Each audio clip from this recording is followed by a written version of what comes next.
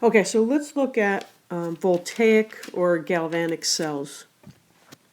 So this is when you take a spontaneous reaction, and theoretically you can use any spontaneous reaction, okay, as a source of energy.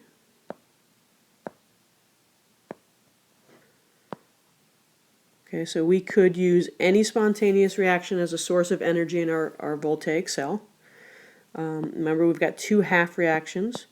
So the oxidation always occurs at the anode, okay, and the reduction always occurs at the cathode. Okay, and basically what happens is at the anode you make electrons, okay, and they end up getting used up at the cathode, and they move through an external circuit like a wire where they can do electrical work for us.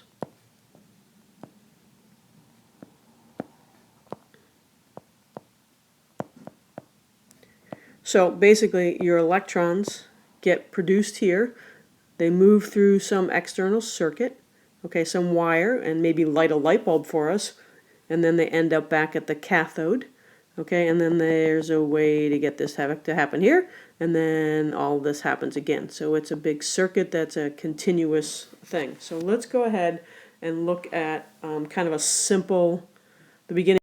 All right, so for instance, let's think about if we took some copper 2 ion, right? We know that that's blue. So we're going to take a little test tube with some copper ion in it. Okay, and into that we're going to go ahead and put, let's say, a piece of zinc. Okay, so a piece of zinc metal. All right. Well, what's going to happen? That's a single replacement reaction, right? Your zinc metal is going to turn into zinc ion, okay, and release some electrons. Okay, hopefully you can see that that is your oxidation. And then your copper ion is going to pick up those two electrons, and it's going to make some copper metal. So over time, you're going to notice that your solution gets lighter blue, right, because there's less copper in there now, because some of the less copper ion, because the copper ion, right, is turning into copper. Okay, and then your piece of zinc, you probably won't notice much difference in its size, but it is going to it's going to have copper collecting on it. So you're going to see little bits of copper metal start to collect on it, okay, because the copper is now turning into copper metal. So over time, eventually, our solution is going to become colorless. Okay, no more blue, because the copper ion is all gone. All right, and your, let's see, your zinc metal here, okay, is going to have more and more copper all over it. Okay, so this is the overall reaction that we're talking about. But let's see how we can get this redox reaction and get these electrons to do some electrical work for us. So the picture of this is a little like, whoa. Okay, so it's not that big a deal, I promise. Okay, on one side here, we've got a zinc electrode. Okay, that really just means I have a piece of zinc. This is a piece of zinc metal right there. Okay, over here we have a copper electrode. Again, that just means I have a piece of copper metal. Well, I'm going to take that copper metal and I'm going to put it in something with copper 2 ion. So in here is some copper 2 ion. Okay, and I'm going to take the zinc electrode and I'm going to put it in a solution with zinc ion. Okay, and now we have the sort of the guts of our voltaic cell here. Okay, we've got our two half reactions. So over here, you've got zinc metal turning into zinc ion. Okay, and as it does that, it produces electrons. Well, these electrons are going to move up through this wire, through, might represent like a light bulb or something, and come down here, all the way down here, and it's going to react with the copper ions in solution. So the copper 2+ reacts with those electrons and makes copper metal. So where the oxidation takes place, right? We said that's always your anode. And because it's producing electrons, it's negative. So your anode is always negative. Okay, so anode, oxidation, negative. Over here at the cathode is where your reduction takes place. Okay, and it's always positive. That's why the electrons are going through this circuit. They're being attracted by the positive electrode. Okay, so being produced over here at the left, go through the wire, and come over here on the right to react with these copper ions.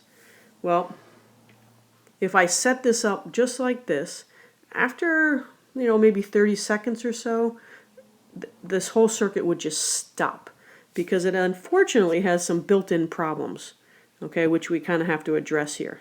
All right. So what happens here on the left with this zinc is the zinc, because this electrode is negative, these zinc ions come build up all around the electrode, right? They're positive and they're being attracted by the negative electrode. Okay.